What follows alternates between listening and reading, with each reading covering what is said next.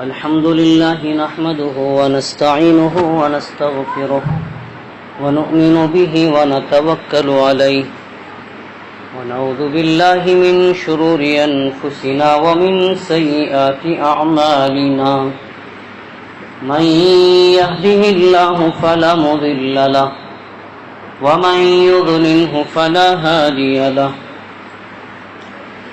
ونشهد أن لا إله إلا الله وحده لا شريك له ونشهد أن سيدنا وسندنا وحبيبنا وشفيعنا ومولانا محمدا عبده ورسوله وبارك وسلم تسليما كثيرا كثيرا أما بعد فأعوذ بالله من الشيطان الرجيم بسم الله الرحمن الرحيم والعصر إن الإنسان لفي خسر إلا الذين آمنوا وعملوا الصالحات وتواصوا بالحق وتواصوا بالصبر صدق الله العظيم وصدق رسوله النبي الكريم ونحن على ذلك لمن الشاهدين والشاكرين رب اشرح لي صدري ويسر لي أمري واحلل عقدة من لساني يفقه قولي اللهم صل على سيدنا نبينا ومولانا محمد في أول كلامنا وأوسط كلامنا وآخر كلامنا يا رب صل وسلم دائما أبدا على حبيبك خير الخلق كلهم. عزیزان محترم، مزید دوستو، بزرگوں، اللہ تبارک و تعالیٰ نے ہم اور آپ کو یہ زندگی عطا کی ہے. یہ زندگی بہت قیمتی ہے اور اللہ تبارک و تعالیٰ نے زندگی اس لیے دی ہے کہ ہم آخرت کی تیاری کریں.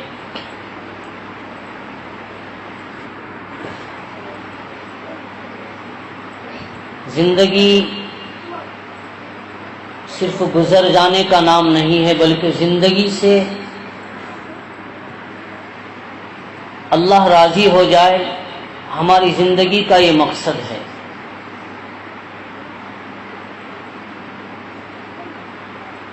کوئی آدمی کوئی بھی کام بے فائدہ نہیں کرتا، اس کے پیچھے نفع ہوتا ہے، تبھی اس کام میں لگا رہتا ہے. تو ٹھیک اسی طریقے سے میرے دوستو، بزرگوں، اللہ تبارک و تعالیٰ نے ہم اور آپ کو پیدا کیا تو ہماری زندگی بے مقصد نہیں ہے، بلکہ ہماری زندگی کا ایک مقصد ہے. زندگی کا مقصد کیا ہے؟ اللہ کی رضا. اللہ راضی ہو گیا تو ہماری زندگی کامیاب ہے، اور اللہ ناراض ہو گیا تو ہماری زندگی سے ہمیں کوئی فائدہ نہیں.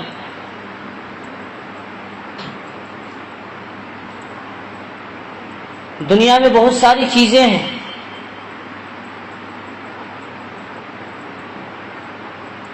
سبزی کاٹنے والے چاقو، اوزار،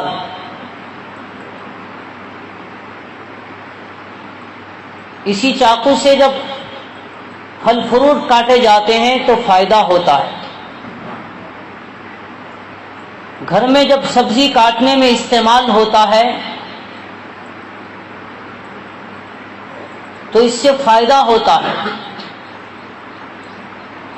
اور اسی چاقو کا اگر غلط استعمال کیا جائے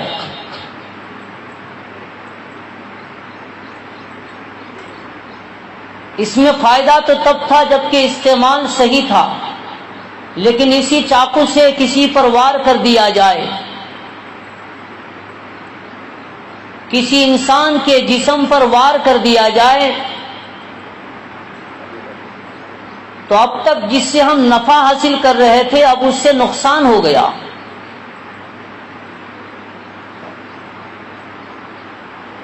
ہمارے اور آپ کے گھر میں کھانا بنتا ہے، ہماری عورتیں کھانا پکاتی ہے. کس میں پکاتی ہے؟ آگ میں پکاتی ہے.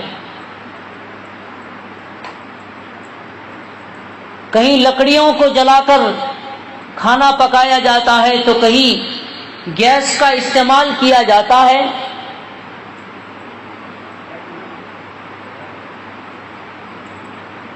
تو آگ میں کھانا پکایا جاتا ہے، نفع حاصل کیا جاتا ہے، اس سے فائدہ ہو رہا ہے. لیکن وہی آگ کوئی اپنے جسم پر پیٹرول چھڑک لے اور اپنے جسم میں وہ آگ لگا لے تو پھر بجائے نفع کے نقصان ہو جائے گا.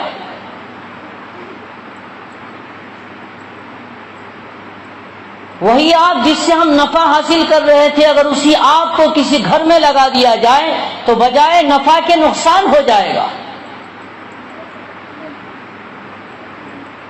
تو میرے بھائیو دوستو بزرگوں، پتہ یہ چلا کہ کسی بھی چیز کا اگر استعمال صحیح ہو تو اس سے نفع ہوتا ہے، اور اگر استعمال غلط ہو جائے تو پھر نقصان ہو جاتا ہے.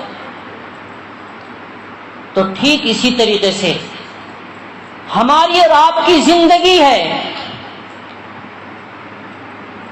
اگر ہماری زندگی اللہ کے حکموں کے مطابق اور نبی علیہ الصلوۃ والسلام کے طریقے کے مطابق چلے گی، ہماری زندگی دین کے مطابق گزرے گی، تو اس زندگی سے ہمیں دنیا میں بھی نفع ہوگا اور آخرت میں بھی نفع ہوگا. اور اگر زندگی کا استعمال غلط ہو، بجائے اللہ کو راضی کرنے کے اللہ کو ناراض کرنے والے اعمال کریں تو دنیا میں بھی نقصان، آخرت میں بھی نقصان. زندگی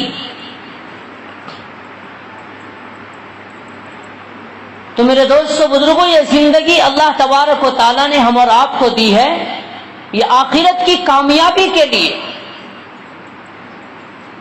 کہ اس زندگی سے ہم ایسے اعمال کریں کہ جس سے اللہ راضی ہو جائے.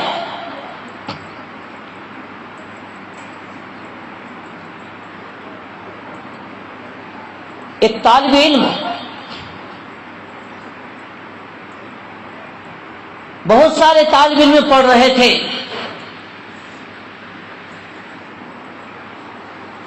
اور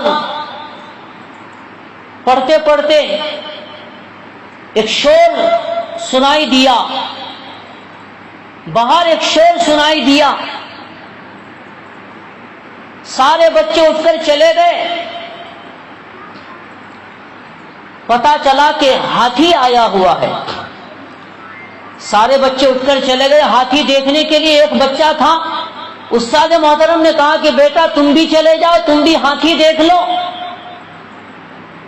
اللہ اکبر میرے دوست بزرگ. اور شاگرد نے کہا کہ حضرت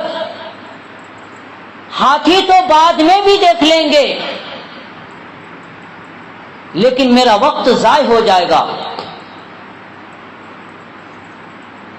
اب یہ جو وقت گزر رہا ہے یہ وقت گزر جائے گا، ہاتھی دیکھنے والوں کا بھی گزر جائے گا اور پڑھنے پڑھانے والوں کا بھی گزر جائے گا، لیکن جو پڑھائے گا اور پڑھے گا وہ نفع میں رہے گا اور ہاتھی دیکھنے والا نقصان میں رہے گا. تو دوستو بزرگوں، یہی بات ہے کہ ہم اپنی زندگی کو قیمتی بنائیں، اپنی زندگی کے مقصد کو ہم سمجھیں. آج امت اپنی زندگی کے مقصد کو بھلا بیٹھی ہے. آج امت کو یہی پتہ نہیں کہ ہماری زندگی کا مقصد کیا ہے. ہماری زندگی کا مقصد ہے اللہ کی رضا. اور اللہ کب راضی ہوگا؟ کہ جب ہر عمل اللہ کے حکم اور نبی کے طریقے کے مطابق ہو.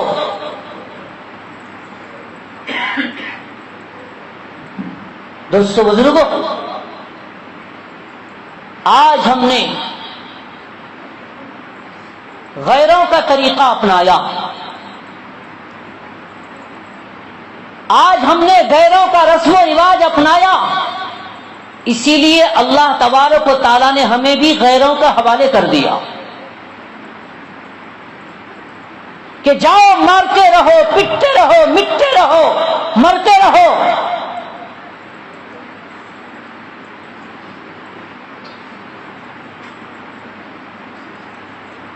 بہت ہی افسوس کے ساتھ کہنا پڑ رہا ہے، اور میں بڑے درد اور دکھ کے ساتھ یہ بار بار کہتا ہوں کہ فلسطین میں اگر مسلمانوں کے اوپر ظلم ہوتا ہے تو ہم آنسو بہاتے ہیں، ہم غم مناتے ہیں، ہم افسوس کرتے ہیں۔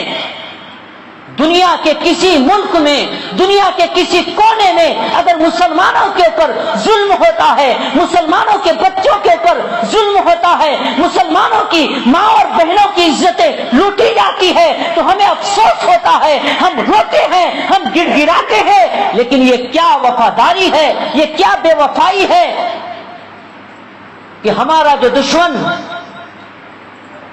آج ہمیں مٹانے پر تلے ہوئے ہیں، آج ہمیں مارنے پر تلے ہوئے ہیں، آج ہمارے ماں بہنوں کی عزتوں کو لوٹنے پر تلے ہوئے ہیں، ہم وہی یہود و نصارہ کے طریقے کو اپنا رہے ہیں کہ شادی میں نبی کا طریقہ نہیں ہوگا، شادی میں نبی کا طریقہ نہیں ہوگا بلکہ یہود و نصارہ کا طریقہ ہوگا، اور اسی طریقے سے پیدائش پر جو ہے نبی کا طریقہ نہیں ہوگا بلکہ یہود و نصارہ کا طریقہ ہوگا۔ اور بہت ہی افسوس کے ساتھ کہنا پڑ رہا ہے کہ آج کے نوجوان جو اپنے ناکامی کے گن گاتے ہیں کہ فلاں جگہ یہ ہو رہا ہے، ایسا ہو رہا ہے، ویسا ہو رہا ہے، اور آج کا نوجوان رسم و رواج کے پیچھے پڑا ہوا ہے، یہود و نصارہ کے طریقے کے پیچھے پڑا ہوا ہے۔ ایک نوجوان تھا، تاریخ میں لکھا ہے کہ وہ نوجوان اتنی عبادت کرتا کہ عبادت کرتے کرتے کمزور ہو گیا، بالکل دبلا پتلا ہو گیا۔ گھر والے کو فکر ہوئی تو گھر والے نے کسی سے کہا کہ ہمارے بیٹے کو سمجھاؤ کہ انہوں نے اپنا برا حال کر رکھا ہے، ان کو سمجھاؤ کہ عبادت میں کچھ کمی کریں۔ میرے دوستو بزرگوں، ایک مرتبہ ایک صاحب نے جب وہ راستے سے گزر رہے تھے تو آواز دیا اور کہا کہ بیٹا کیا بات ہے، اتنی عبادت کر رہا ہے کہ اپنی صحت کا بھی خیال نہیں، تو کمزور ہو گیا ہے، دبلا پتلا ہو گیا ہے۔ تو اس نوجوان نے کہا کہ چچا جان میں آپ کو بتاؤں، میرے نوجوانوں غور سے سنیں، عمل کی نیت سے سنیں۔ اس نوجوان نے کہا کہ چچا جان میں آپ کو بتاؤں کہ ہمارے اس محلے میں بہت سارے نوجوان تھے، ہمارا ایک معاہدہ ہوا تھا، ہم نے عہد کیا تھا کہ نیکیوں میں ہم میں سب سے زیادہ کون آگے بڑھتا ہے، عبادت میں کون آگے بڑھتا ہے، نماز میں، تلاوت میں، ذکر و اذکار میں کون آگے بڑھتا ہے۔ چچا جان وہ میرے جو ساتھی تھے انہوں نے خوب عبادت کی اور یہاں تک کہ وہ دنیا سے رخصت ہو گئے، اب میں ان ساتھیوں میں صرف بچا ہوں، اگر میں اپنی عبادت میں کمی کر دوں تو مرنے کے بعد ان کو میں کیا جواب دوں گا۔ یہ تو ہے نیک بندے کی سوچ، ان کی عبادت کا یہ عالم ہے کہ عبادت کرتے کرتے، نماز پڑھتے پڑھتے، ذکر و اذکار کرتے کرتے وہ دبلا ہو جا رہا ہے، کمزور ہو جا رہا ہے۔ اور آج ہمارا نوجوان، اللہ حفاظت فرمائے میرے دوستو بزرگوں، دل کے کان سے سنے میرے نوجوانوں کہ آج ہم دیکھ رہے ہیں کہ ہر طرف سے آئے دن ہمارے اوپر حملے ہو رہے ہیں، ہماری شریعت پر پابندیاں لگائی جا رہی ہے، ہماری جائیداد کو ہڑپ کرنے کی بات کی جا رہی ہے، ہماری مسجدوں کو ڈھانے کی بات کی جا رہی ہے، مدارس کو بند کرنے کی بات کی جا رہی ہے، اور آج ہمارا نوجوان نہ نماز کی پابندی، نہ دل میں اللہ کا ڈر اور خوف، نہ دل میں اللہ کا ڈر اور خوف، نہ سینے میں نبی کی محبت ہے، نہ نبی سے عشق ہے۔ آج ہمارے نوجوانوں کا چہرہ نبی کے خلاف، آج ہمارے نوجوانوں کا لباس نبی کے خلاف۔ یہ برتھ ڈے منانے کا رسم و رواج یہ اسلام میں کہاں ہے؟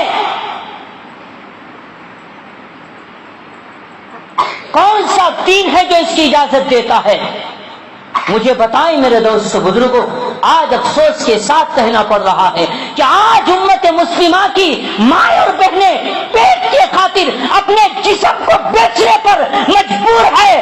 آج امت مسلمہ کی مائیں اور بہنیں برقعے میں جو ہے در در کے ٹھوکر کھاتی پھر رہی ہے، اور آج ہمارا نوجوان برتھ ڈے کے نام پر ہزاروں روپے بلکہ لاکھوں روپے جو ہے بہا رہا ہے۔ برتھ ڈے کی خوشی میں اللہ اکبر انڈے پھوڑے جا رہے ہیں، دودھ اور گھی اور دہی کو ضائع کیا جا رہا ہے۔ میرے دوستو بزرگوں، کیا آپ کو مرنا نہیں ہے؟ کیا کل قیامت کے دن نبی کے سامنے چہرہ نہیں دکھانا ہے؟ کیا اللہ کو زندگی کے ایک ایک پل کا حساب نہیں دینا ہے؟ بہت سارے لوگوں نے مجھ سے کہا کہ کبھی اس کا تذکرہ کریں، لیکن دوستو خود آپ احساس کریں کہ ہمارے اسلام میں برتھ ڈے منانے کی اجازت نہیں ہے، ہمارے دین میں برتھ ڈے منانے کی اجازت نہیں ہے۔ یہ یہود و نصارہ کا طریقہ ہے، یہ دشمنان اسلام کا طریقہ ہے، یہ غیروں کا طریقہ ہے۔ ایک صاحب نے مجھ سے کہا کہ کسی نوجوان کا برتھ ڈے منایا جا رہا تھا، ان کے چاہنے والوں نے اتنے انڈے پھوڑے اور کیا کیا اس کے اوپر ڈالے کہ جب وہ تاب نہ لا سکا، برداشت نہ کر سکا، تو اس کی اسی حالت میں موت آ گئی۔ یہ دین ہے، یہ اسلام ہے، اور پھر ہم چاہتے ہیں کہ ہم کامیاب ہو جائیں، ہماری حکومت آ جائے، ہم جو چاہتے ہیں ویسے ہی حکومت ہو جائے۔ نہیں دوستو بزرگ، اصل حکومت تو اللہ کی ہے، اصل بادشاہت تو اللہ کی ہے، لیکن اللہ جیسے چاہتا ہے ویسی زندگی گزاریں گے تو میرے بھائیوں اللہ دنیا میں بھی کامیاب کرے گا اور آخرت میں بھی کامیاب کرے گا۔ تو اللہ کے لیے دین کو اپنائیں، دین سے دور نہ بھاگیں۔ میں نے بھی عرض کیا کہ آج ہم نے یہود و نصارہ کا طریقہ اپنایا، آج ہمیں یہود و نصارہ کا رسم و رواج اچھا لگا، اس لیے اللہ تبارک و تعالیٰ نے آج ہمیں غیروں کے حوالے کر دیا۔ وہ آج ہماری شریعت کی بات کر رہے ہیں، وہ آج ہماری شریعت پر پابندی کی بات کر رہے ہیں۔ اس لیے میرے دوست بزرگوں، ضرورت اس بات کی ہے کہ اللہ تبارک و تعالیٰ نے ہم اور آپ کو ایمان کی دولت دی ہے، وہ اس لیے دی ہے کہ اللہ تبارک و تعالیٰ نے چاہا، اللہ تبارک و تعالیٰ نے جس کو پسند کیا اسی کو ایمان والے کے گھر پیدا کیا۔ آپ کے پڑوس میں غیر ایمان والے بھی ہیں، وہ بھی انسان ہیں، لیکن وہ بتوں کے سامنے جھکنے والے ہیں، پتھروں کے سامنے جھکنے والے ہیں، آگ کے سامنے جھکنے والے ہیں، سورج کو سجدہ کرنے والے ہیں۔ اللہ تبارک و تعالیٰ نے ہمیں بڑا خوش نصیب بنایا ہے کہ اللہ تبارک و تعالیٰ نے ہمیں ایمان کی دولت سے نوازا ہے اور اپنے محبوب جناب رسول اللہ صلی اللہ علیہ وسلم کی امت میں پیدا کیا۔ اس پر آپ کو فخر ہے کہ نہیں؟ تو دوستو اللہ کو راضی کرنے والے اعمال کریں گے، انشاءاللہ کریں گے، زور سے کہیے انشاءاللہ۔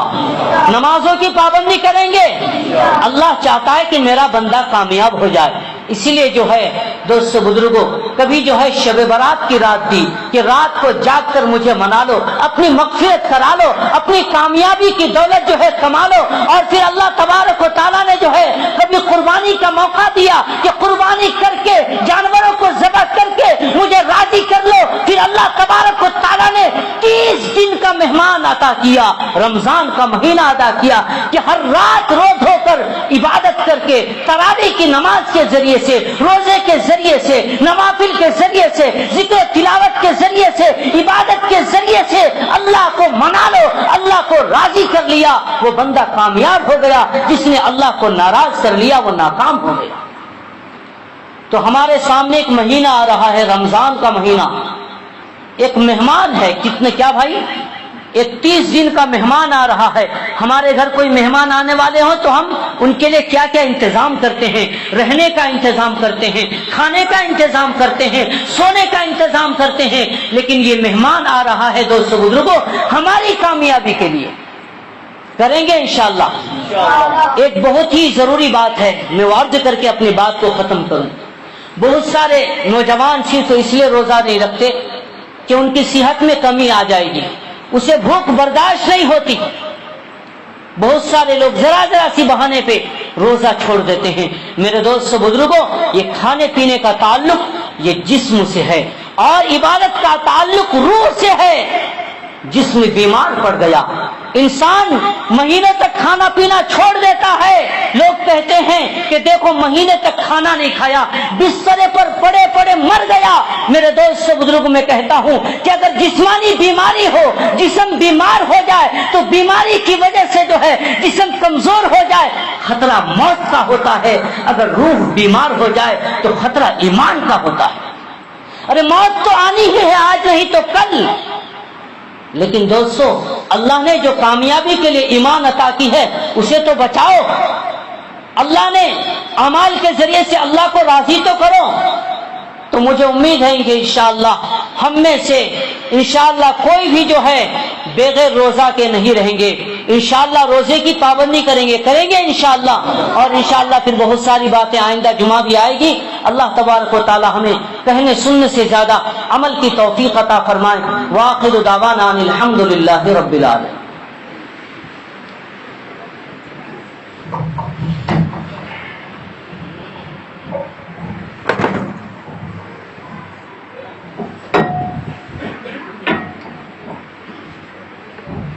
اللہ